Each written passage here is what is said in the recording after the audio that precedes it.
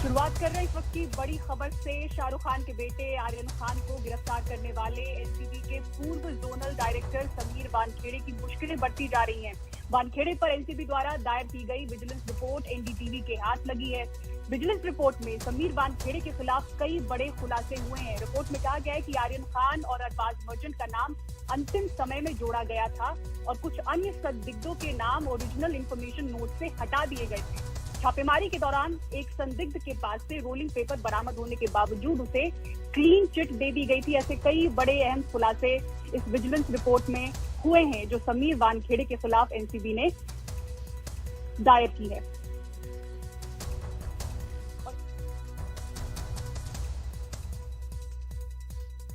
देखती है सोहित, क्या बड़े खुलासे हुए हैं, बताएं। देखिए पूजा, ये जो एनसीबी की ओर से जो विजिलेंस रिपोर्ट बनाई गई थी, इसी के आधार पर अब सीबीआई ने एफआईआर दर्ज की है, जिसके बाद समीर वानखेड़े को समन किया गया था, लेकिन उन्हें दिल्ली हाई कोर्ट से राहत फिलहाल मिली है। लेकिन जो हमें ये रिपोर्ट जो एनडीटीवी के हाथ में लगी है, उसमें कई अहम खुलासे हुए हैं। जैसे कि आपने कहा, आर्यन खान और अरबाज मर्चेंट का जो पूरा नाम है वो एन मौके पर डाला गया। उसके अलावा कुछ लोगों के नाम, जबकि उनके पास से रोलिंग पेपर भी मिले थे जिसका इस्तेमाल ड्रग्स के सेवन में होता है, लेकिन इसके बावजूद उन्हें क्लीन चिट दिया गया। इसके अलावा ये भी पता चला है कि समीर वानखेड़े के कहने पर ही केपी गोसावी को जो नियम है उससे ज्यादा ताकत दिए गए थे। केवल पंच होने के बावजूद उन्हें ऐसी कई सारी ताकतें दी गई थी और कॉम्प्रोमाइज किया गया था नियमों को। और साथ ही साथ जो एनसीबी ऑफिस के उस समय के सीसीटीवी फुटेज थे, जो स्पेशल इंक्वायरी टीम जो इस पूरे मामले की जांच कर रही थी, जो उन्हें दिया गया वो करप्ट था। और जो डीवीआर और हार्ड कॉपी सबमिट की गई थी एनसीबी मुंबई टीम से, दोनों अलग अलग थे। यानी उस रात को क्या कुछ हुआ उसके सीसीटीवी फुटेज भी मौजूद नहीं थे। अगर हम बात करें समीर वानखेड़े की, तो इस रिपोर्ट से समीर वानखेड़े की परेशानियां बढ़ती नजर आ रही हैं, क्योंकि 2017 से 2021 इसमें रिपोर्ट में कहा गया है कि इन 5 सालों में 6 बार समीर वानखेड़े अंतर्राष्ट्रीय टूर कर चुके हैं, जिसमें वो यूनाइटेड किंगडम, आयरलैंड, पोर्चुगल, दक्षिण अफ्रीका, मालदीव गए हुए थे। ऐसे अलग अलग जगहों पर 55 दिन रहने के बावजूद उन्होंने केवल जो पूरा खर्च है वो 8,75,000 रुपए बचाए थे। और विजिलेंस रिपोर्ट ने कहा है कि इतने में तो केवल एयर टिकट जो है वो इसमें कवर होता है। तो ये भी एक सवाल उठाया गया है। समीर वानखेड़े के लाइफस्टाइल के बारे में कहीं ना कहीं इसमें बताया गया कि किस तरह से समीर वानखेड़े अपने दोस्त के साथ जब वो विदेश गए थे तो वहां पर ताज में रहते थे पूरे परिवार के साथ में, और उस समय पैसे भी नहीं भरे गए थे। जब समीर वानखेड़े के खिलाफ पूरे मामले की इंक्वायरी शुरू हुई, उसके बाद जाकर उस होटल में पैसे भरे गए। समीर वानखेड़े ने 22 लाख रुपए की जो महंगी घड़ियां थी उसे 17 लाख रुपए में क्रेडिट में खरीदा, यानी उसके लिए भी उन्होंने पैसा नहीं दिया। ऐसे कई सारी चीजें जो उन्होंने, चाहे घड़ियों के लेन देन हो या फिर उनके जिस तरह से प्रॉपर्टीज है और जो उनके बैंक अकाउंट में पैसे हैं, जब उनसे हिसाब मांगा गया कि आपकी कमाई कितनी है और आपके पास कितना सेविंग्स कैसे है, तो उसका सही से हिसाब नहीं दिया गया। ऐसे कई सारी चीजों का खुलासा इस पूरे आप देखेंगे कि जो रिपोर्ट है उसमें हुआ है, और इसी के आधार पर सीबीआई ने मामला दर्ज किया है। तो समीर वानखेड़े जो अलग अलग लोगों के खिलाफ कार्रवाई करते रहे हैं, अब वो खुद फंसते हुए नजर आ रहे हैं। और जिस तरह की डिटेलिंग इस विजिलेंस रिपोर्ट में सामने आई है, और ये विजिलेंस रिपोर्ट खुद एनसीबी के ही टीम ने बनाया है, तो इससे पता चलता है कि समीर वानखेड़े की ओर से जिस तरह से कार्रवाई की गई वो सब अब सवालों के घेरे में है। उनके खुद की कमाई को लेकर, उनके खुद के फॉरेन ट्रिप्स को लेकर, या जिस तरह की चीजें सामने आई हैं, अब उसके बाद समीर वानखेड़े और उनके लोगों की मुश्किलें बढ़ती दिख रही सिंघम भी दिखाया जाता था। एक तरह से वो इन तमाम खुलासों से विलन के तौर पे नजर आ रहे हैं। बहुत बहुत शुक्रिया आपका तमाम जानकारी के लिए। ग्रेटर नोएडा में शिव नाडर विश्वविद्यालय के एक छात्र ने छात्रा को गोली मारी और गोली मारने के बाद उसने खुद को भी गोली मार ली। आरोपी अमरोहा का रहने वाला बताया जा रहा है और जो छात्रा है वो कानपुर की बताई जा रही है कि वहाँ की रहने वाली थी। पुलिस का कहना है कि दोनों ही आपस में बेहद करीबी दोस्त थे, लेकिन विवाद होने के बाद ये वाकया सामने आया। दिखाते हैं आपको ये पूरी खबर सौरभ शुक्ला की इस रिपोर्ट में। ये तस्वीरें दिल दहला देने वाली। देश के नामचीन शिव नाडर विश्वविद्यालय का छात्र पहले अपनी कक्षा में पढ़ने वाली छात्रा को विश्वविद्यालय के डाइनिंग हॉल में बुलाता है, फिर गले लगाता है और वहीं ताबड़तोड़ गोलियां मारकर छात्रा की हत्या कर देता है। छात्र और छात्रा दोनों ही बीए सोशियोलॉजी के तीसरे वर्ष के छात्र थे। छात्रा की हत्या करने के बाद छात्र ने अपने हॉस्टल के कमरे में जाकर खुद को भी गोली मार ली। अभी जो प्राथमिक आप लोगों की पूछताछ हुई, जो जानकारी ली, उसमें मोटिव क्या था लड़के का ये करने का? देखिए, ये दोनों पूर्व से परिचित हैं और इनकी फ्रेंडशिप थी और उसी फ्रेंडशिप को लेके इनमें आपस में कुछ तनाव चल रहा था। जो प्राथमिक तथ्य इस तरह के जो वहाँ के स्टूडेंट्स ने हमें बताए हैं, वहाँ की फैकल्टी और हॉस्टल वार्डन्स ने हमें बताए हैं। बाकी जो डिटेल्स हैं उसमें हम बाकी फर्दर इन्वेस्टिगेशन के बाद उनको शेयर करेंगे। जो पिस्टल यूज़ की है, ये कौन से पिस्टल है और क्या पता चल पाया है कि पिस्टल अक्वायर कैसे की इस लड़के ने? कंट्री मेड पिस्टल है। पिस्टल कैसे एक्वायर करी गई उस पर भी इन्वेस्टिगेशन अब किया जाएगा। दोनों छात्र विश्वविद्यालय के छात्रावास में ही रहते थे।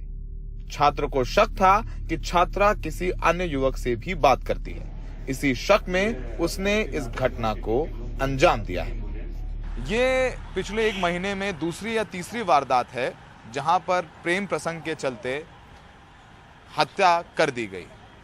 इस पूरे मामले में लड़का लड़की काफी वक्त से एक दूसरे को जानते थे, दोनों काफी करीब थे।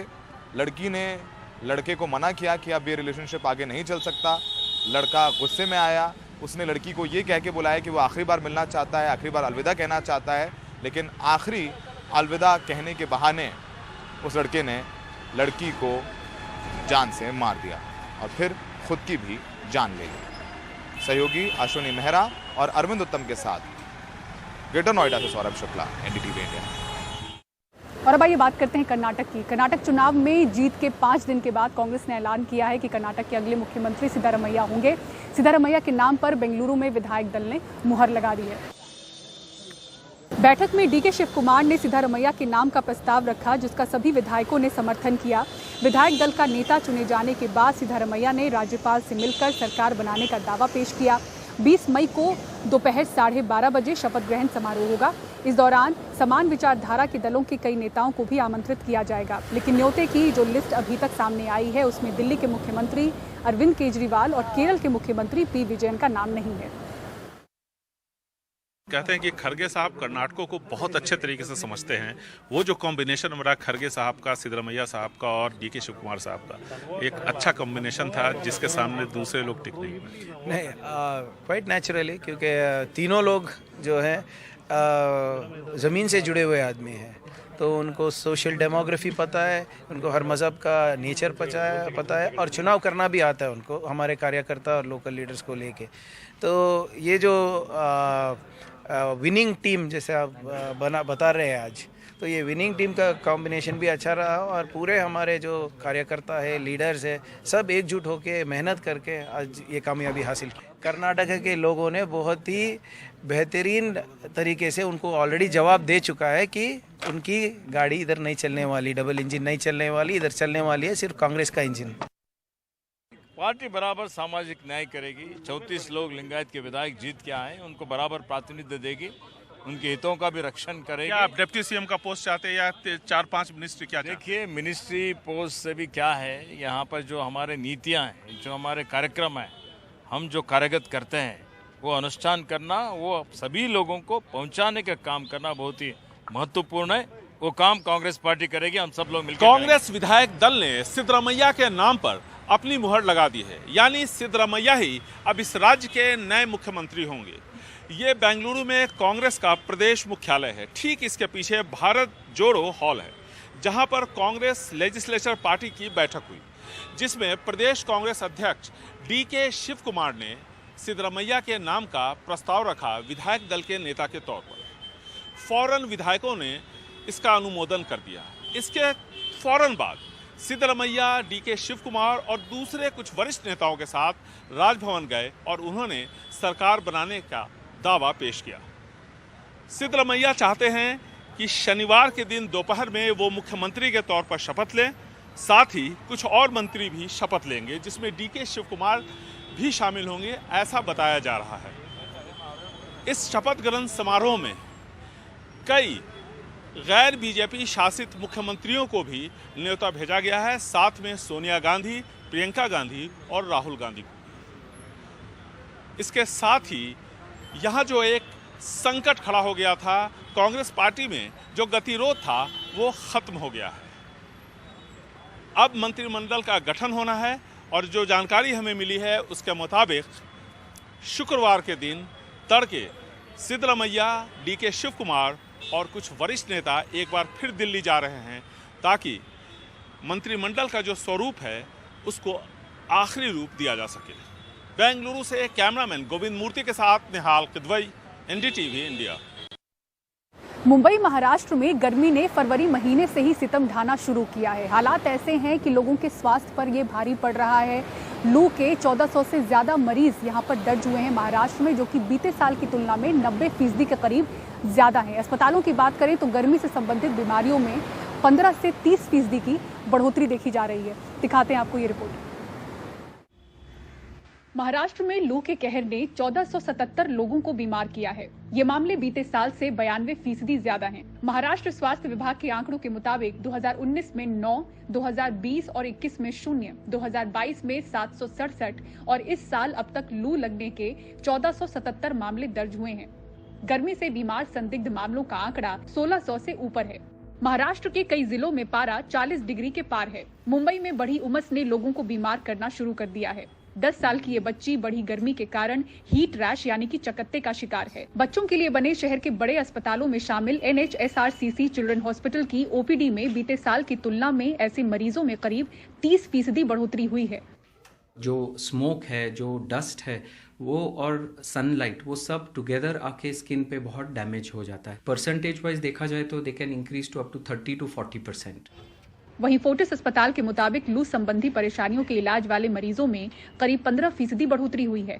हम लोग हफ्ते में 5 से 6 लोग देख रहे हैं जिन्हें हीट रैश की तकलीफ हो रही है, और इसका कारण इसलिए भी है कि हम ऐसे लोग ज्यादा देखते हैं जो आजकल AC में रह रहे हैं। तो हमने ये ज्यादा नोट किया है कि जैसे जो स्कूल के बच्चे हैं या जो लोग स्पोर्ट्स में काफी इनकलकेट करते हैं या जिनका फील्ड जॉब है, जिन्हें काफी ज्यादा बाहर जाना पड़ रहा है, उनको इस तरह की सनबर्न और हीट रैश की तकलीफ ज्यादा देखी जा रही है। इस साल काफी ज्यादा हुई है क्योंकि इस बारी मिड फरवरी के मौसम से ही आपका बहुत ज्यादा गर्म मौसम हो गया था, और अप्रैल में एक बार हीट वेव की भी जो प्रॉब्लम देखी गई थी, जिसकी वजह से जो हीट रैश है वो पिछले साल के कंपैरिजन में काफी ज्यादा हो रहा है।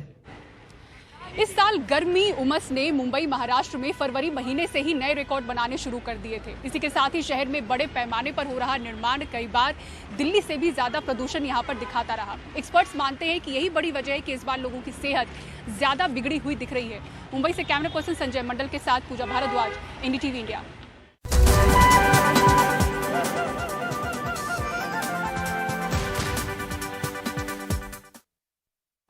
जब बिना हेलमेट बाइक राइड पर अमिताभ बच्चन की आलोचना हुई तो उन्होंने बताया कि सच्चाई क्या है पूरा मामला, अरुण सिंह अपनी इस रिपोर्ट में बता रहे हैं। डॉन को पकड़ना मुश्किल ही नहीं, नामुमकिन है। अमिताभ बच्चन ने अपनी फिल्म डॉन में यही कहा था, लेकिन अब वो पकड़े जा सकते थे जब उन्होंने अपनी बाइक राइड की तस्वीर डाली बिना हेलमेट के। इंटरनेट पीछे पड़ गया, लेकिन फिर आया कहानी में ट्विस्ट, और कहानी में ट्विस्ट लेकर आया बिग बी का ही ब्लॉग। कहानी है क्या, जानिए मेरे यानी अरुण सिंह के साथ। अमिताभ बच्चन ने ये तस्वीर पोस्ट की और लिखा, शुक्रिया इस राइड के लिए यार, तुम्हें नहीं जानता मगर तुमने एहसान किया और मुझे समय पर काम के लोकेशन तक पहुंचाया, तेजी से और ट्रैफिक जाम से बचाते हुए। कई लोगों ने लिखा कि वो बिना हेलमेट के हैं और कानून सबके लिए समान होना चाहिए। फिर मुंबई पुलिस ने भी इस तरह की शिकायतों पर ध्यान दिया, लेकिन इसके बाद आई बिग बी के ब्लॉग पर उनकी सफाई। बिलाड एस्टेट की एक गली शूट के लिए पुलिस परमिशन से बंद थी। बस 30 से 40 मीटर की गली थी। जो कपड़े मैंने पहने हैं वो फिल्म के लिए मेरा कॉस्ट्यूम है और मैं एक क्रू मेंबर की बाइक पर बैठकर मस्ती कर रहा हूं। कहीं जा नहीं रहा, लेकिन दिखा रहा हूं कि मैंने समय बचाने के लिए सफर किया। तो इस हंगामे के पीछे काफी धूम मची, लेकिन उसका परिणाम कुछ ज्यादा निकल नहीं पाया। हालांकि दूसरे मुद्दे में एक एक्शन जरूर लिया गया। कुछ दिन पहले अनुष्का शर्मा बाइक पर दिखी बॉडीगार्ड के साथ बिना हेलमेट के, और मुंबई पुलिस ने कर दिया चालान issue. Camera person Ashwini Mehra के साथ अरुण सिंह, NDTV इंडिया के लिए। और सिटी सेंटर शो में फिलहाल इतना ही। मुंबई के दादर चौपाटी से पूरी टीम को दीजिए इजाजत। खबरों के लिए देखते रहें NDTV इंडिया। नमस्कार।